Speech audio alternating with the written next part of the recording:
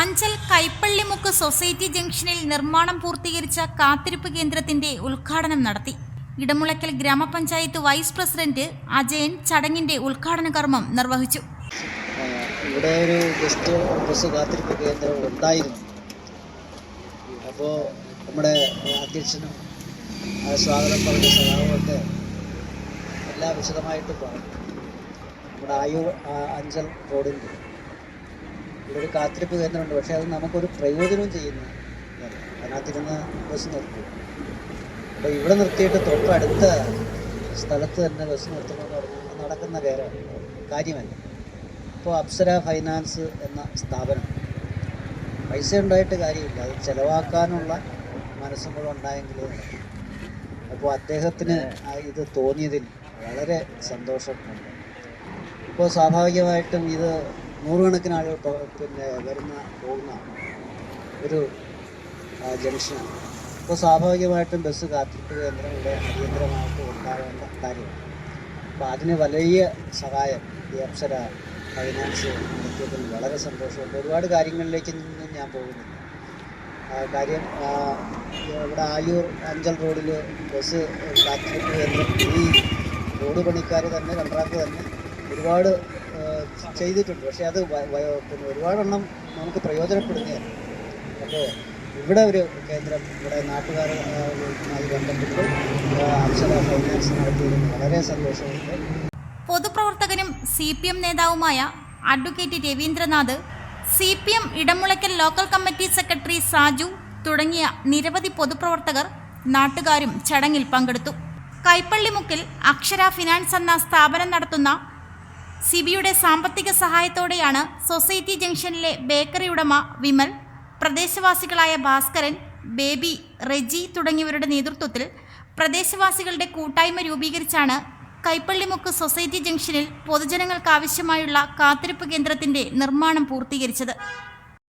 നിങ്ങളെപ്പോലെ തന്നെ എനിക്കും വളരെയധികം സന്തോഷമുള്ള ഒരു നിമിഷമാണ് ഇപ്പോൾ ഇവിടെ നടക്കുന്നത്. ഏകദേശം 12 വർഷങ്ങൾക്ക് മുമ്പ് ഞാനിവിടെ ഒരു സ്ഥാപനം തുടങ്ങി.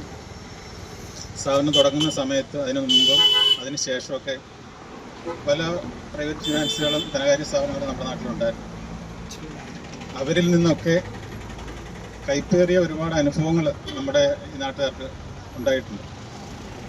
എന്നിട്ടും എന്നെ വിശ്വസിച്ച് ഞങ്ങളോടൊപ്പം നിന്ന് ഞങ്ങളോടൊപ്പം സഹകരിച്ച് ഞങ്ങളെ വളർത്തിയ എൻ്റെ പ്രിയപ്പെട്ട നാട്ടുകാർക്ക് വേണ്ടി എന്തെങ്കിലുമൊക്കെ ചെയ്യണമെന്നൊരാഗ്രഹം എൻ്റെ മനസ്സിൽ കുറേ കാലമായിട്ടുണ്ടായിരുന്നു.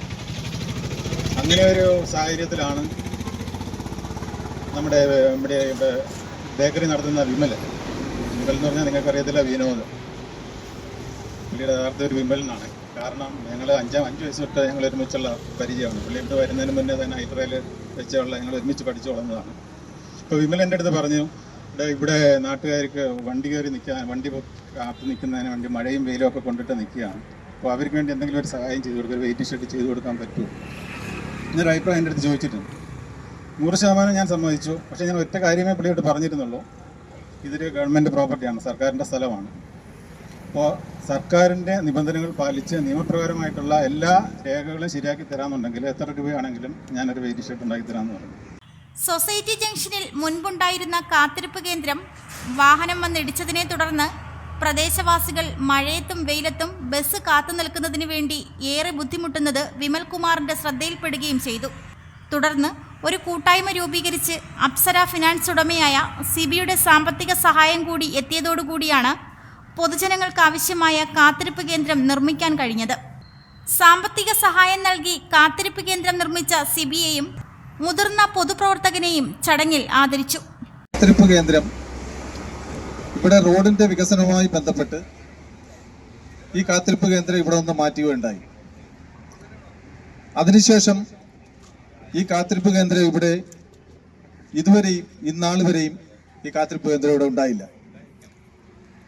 നമ്മൾക്ക് ഇവിടെ കാത്തിരിപ്പ് കേന്ദ്രം വേണമെന്ന് നമ്മുടെ ഈ നാട്ടുകാരായ എല്ലാ അമ്മമാരും സഹോദരിമാരും ഇവിടെ നിന്ന് വെയിൽ കൊള്ളുന്നതും മഴ നനയുന്നതുമൊക്കെ നമ്മൾ കണ്ടുകൊണ്ടിരിക്കുകയാണ്. അപ്പോൾ ഞങ്ങൾക്ക് നാട്ടുകാർക്ക് തോന്നി, എന്തായാലും ഇവിടെ ഒരു വെയിറ്റിംഗ് ഷെഡ് അത്യാവശ്യമാണ്, ഇത് നമുക്ക് വേണം. അത്തരത്തിൽ ഒരു വെയിറ്റിംഗ് ഷെഡ് വേണമെന്നുള്ള ഒരു വാശിയുടെ പുറത്ത് ഞങ്ങൾ ഇതിന് മുന്നിട്ടിറങ്ങുകയും ആ മുന്നിട്ടിറങ്ങിയതിൻ്റെ ഫലമായി ഇന്നിവിടെ ഒരു വെയിറ്റിംഗ് ഷെഡ് രൂപകൽപ്പന ചെയ്യുകയും ചെയ്തു. ഇതിൻ്റെ ഈ വെയിറ്റിംഗ് ഷെഡ് ഇവിടെ വരാനുണ്ട്. നമ്മൾ മാക്സിമം നമ്മൾ ഇവിടെയുള്ള നാട്ടുകാരെല്ലാവരും കൂടെ ചേർന്ന് നമ്മുടെ ഈ പള്ളിക്കാരോട് ആവശ്യപ്പെടുകയൊക്കെ ചെയ്തു. ഇവിടെ ഫാദറിനെ കാണുകയും ഫാദർ ബിഷപ്പിനെ അറിയിക്കുകയും ബിഷപ്പ് വേറൊരു തിരുമേനിയെ അറിയിക്കുകയൊക്കെ ചെയ്തു. നമ്മൾ ഇമെയിൽ വഴി എല്ലാം ബിഷപ്പിനെ ബന്ധപ്പെടുകയും എല്ലാം ചെയ്തതിന് ശേഷം ഇതുവരെ ഒരു മറുപടിയും ഉണ്ടായിട്ടില്ല. അപ്പോൾ നമ്മളിവിടെ അന്വേഷിച്ചപ്പോൾ ഇവിടുത്തെ കമ്മിറ്റി അംഗങ്ങൾ പറയുകയുണ്ടായി, ഇവിടുത്തെ ഭൂമിയെല്ലാം പതിച്ചു കിട്ടിയാണ്, നമുക്ക് അതിൽ നിന്ന് ഒരു ഇഞ്ച് പോലും തരാൻ നിങ്ങൾക്ക് പറ്റുകയില്ല, അതുകൊണ്ട് നിങ്ങൾക്ക് വേറൊരു നടപടി ഏതെങ്കിലും രീതിയിൽ ചെയ്യാമെങ്കിൽ ചെയ്തോ എന്ന് പറഞ്ഞു. അങ്ങനെയാണ് ഞങ്ങൾക്ക് തോന്നിയത്. എന്നാൽ ഈ ഹൈവേ നമ്മുടെ ഇതിൻ്റെ റോഡ് വികസനത്തിൻ്റെ അതിൻ്റെ ഉദ്യോഗസ്ഥരുമായിട്ട് ഞങ്ങൾ പോയി സംസാരിക്കുകയും കൊല്ലത്ത് പോയി സംസാരിക്കുകയൊക്കെ ചെയ്തു. സംസാരിച്ചതിന് ശേഷം അവിടുത്തുള്ള ഒരു അംഗീകാരം അവർ ഞങ്ങളുടെ പറഞ്ഞു, നിങ്ങൾക്ക് ഇവിടെ ബോണ്ട് വെച്ചാണെങ്കിൽ നിങ്ങൾക്ക് ഇവിടെ വെയിറ്റ് ഷെഡ് കെട്ടാം. സത്യത്തിൽ ഒരുപാട് കടമ്പകൾ കടന്നതിന് ശേഷമാണ് നമുക്ക് ഇന്ന് ഇങ്ങനെ ഒരു അനുമതി കിട്ടിയതും നമ്മൾക്കിത് ചെയ്യാൻ സാധിച്ചതും. ഇതിന് നമുക്ക് മുന്നോടിയായി നമ്മുടെ കൂടെ സഹകരിച്ച നമ്മുടെ പ്രിയപ്പെട്ട ബേബി സഖാവ്, നമ്മുടെ ഭാസ്കര സഖാവ്, രജി സഖാവ്, അങ്ങനെ നമ്മുടെ രാജു സഖാവ്, അങ്ങനെ ഇത്രയും പേര് സത്യത്തിൽ ഇതിന്റെ ഒരു കല്ലും നെല്ലും തിരിയുന്നവൻ വരെ നമ്മളോടൊപ്പം തന്നെ നിൽക്കുകയാണ്. അപ്പോൾ അതിനുശേഷം ഇത് സാങ്ഷൻ ആയതിനു ശേഷം ഇത് സാങ്ഷൻ ആവാൻ വേണ്ടി ബോണ്ട് വരെ വെക്കും. അപ്പൊ ഈ ബോണ്ട് വെക്കുമ്പോൾ ആ ബോണ്ട് അതിന്റെ 2 പേരിൽ ബോണ്ട് വെക്കാൻ പറ്റും. അപ്പൊ ബേബി സഖാവ് പറഞ്ഞു, ബോണ്ട് എന്റെ പേരിൽ തന്നെ വെച്ചോ. അങ്ങനെ ഒരു വാശിയുടെ പുറത്താണ് ഞാനും ബേബി സഖാവും കൂടെ ചേർന്ന് ബോണ്ടിൽ ഒപ്പുവെച്ചത്.